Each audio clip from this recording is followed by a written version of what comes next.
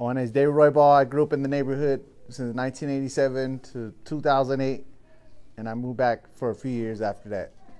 See, my first memories coming here, ECE classroom right here, and being in the classroom. And I remember I accidentally pissed myself, and I was so embarrassed. The teacher had to like go to that office, get me some new clothes, and it was like growing up poor. You know, we didn't have no shoes. You know, we didn't have that much clothes. We barely had what we had. And I remember the teacher, she took me after school, called my mom, gave me a haircut, bought me some clothes, and that's how much these teachers cared about us. I remember we had Miss Callahan. She worked here for like 20 years, and she would always push me to push for more.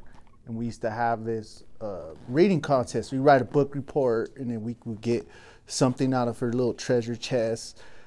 But I remember this, me and this one kid, we were about on 150 book reports because we were trying to get those prizes. And at that time was, when I won my, when I was a straight A, I got an honor roll. And I was reading, I was in second grade reading Stephen King.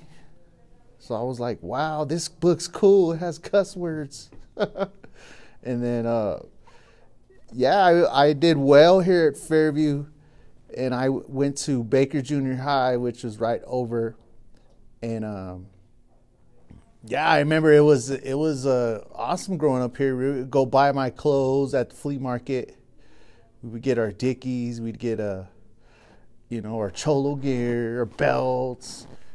And I remember going to the flea market, and you would get like a whole handful of candy for like $1. And now it's like $3 a candy bar.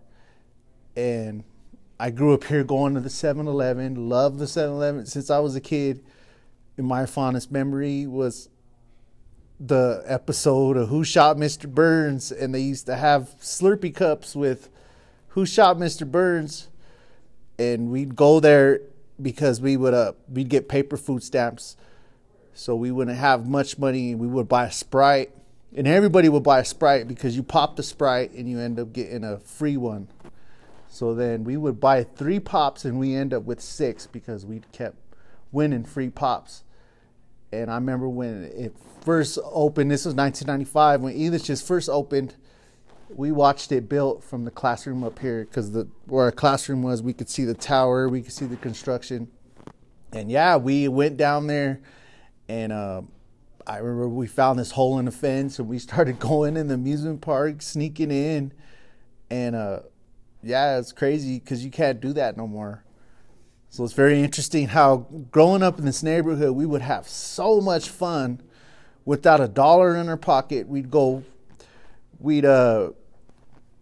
explore the Tivoli. The Tivoli used to be a little mall and a little theater in it. And we'd walk from there to downtown. It would take us 20 minutes to walk downtown, and we would always be out there. And I used to walk downtown by myself when I was like 8. So, I mean, it was like no parent would let their mom do that, but it was like I was a very street smart kid growing up here.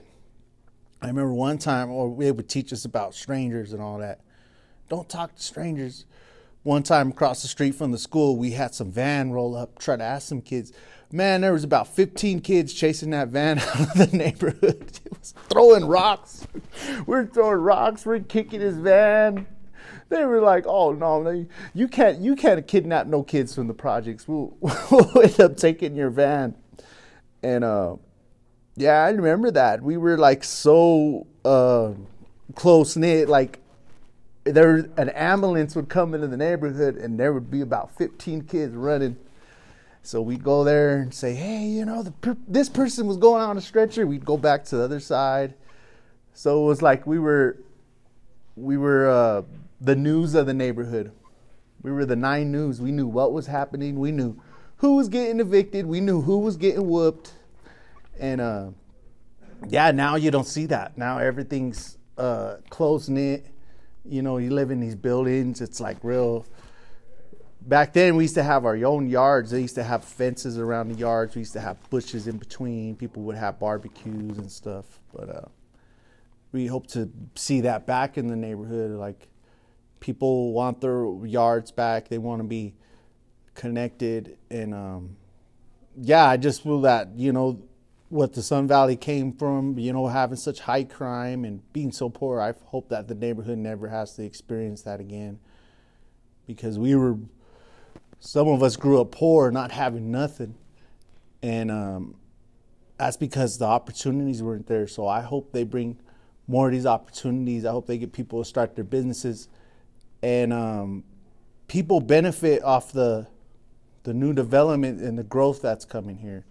Just because we live in the poorest neighborhood doesn't mean we have to be poor. We could also partake in that and have our businesses and represent the neighborhood proudly. And appreciate your time. Thank you.